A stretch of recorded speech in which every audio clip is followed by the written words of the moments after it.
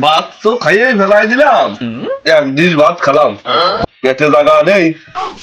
এই 30-40টা রুটি কি হলে খাওয়া সম্ভব? আগের মতো মুড়ি রুচি আছে নাই, খাইয়েই ফেলাই দিবানি, তাতে যা আছে আছে। এই ফেলবো সব।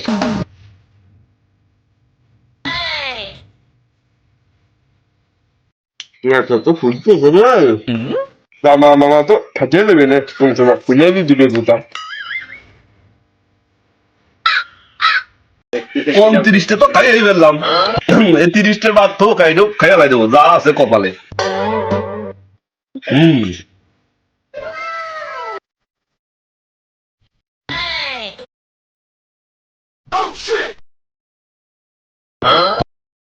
খাওয়া বেশি হয়ে গেল, গরমও লাগতেছে, এই তো কাজ যাই বসে গেলে কেউ আমার যদি উঠতে হয়ে দিত তাহলে তো ভালো হইতো, উঠতেই তো পারতেছি না।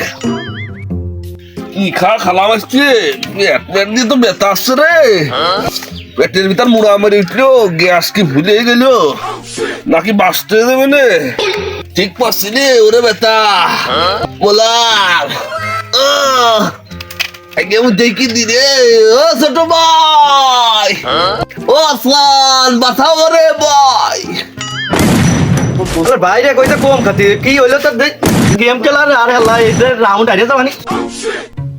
ওরে বাবা রে, তার বাইরে কইতে কম খাতি আর আল্লাহ এ হইলো কি ভাই আমার বাঁচাও ভাই, ডাক্তার খবর দাও, এই পেট ফাটতে বি। এটাই তো টান রে আর আল্লাহ। ও আসান, আবার উচ্চ মানে গেলি ভাই হ্যালো ডাক্তার ভাই, থাক ডাক্তার একটু তাড়াতাড়ি আসেন তো আমাকে বাড়ি। ও আমার ভাই অবস্থা খুবই খারাপ, তাড়াতাড়ি আসেন তো।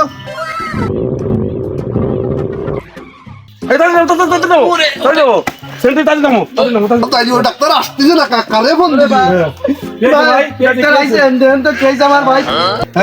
টেলিস্কোপটা দাও তো আমার। আমার ভাই কি হইলো? আরে কি হইছে রে ডাক্তার সাহেব দেখতেছি না, টেনশন করো না, কান্দাকাটি করো না, কি হয়েছে কও।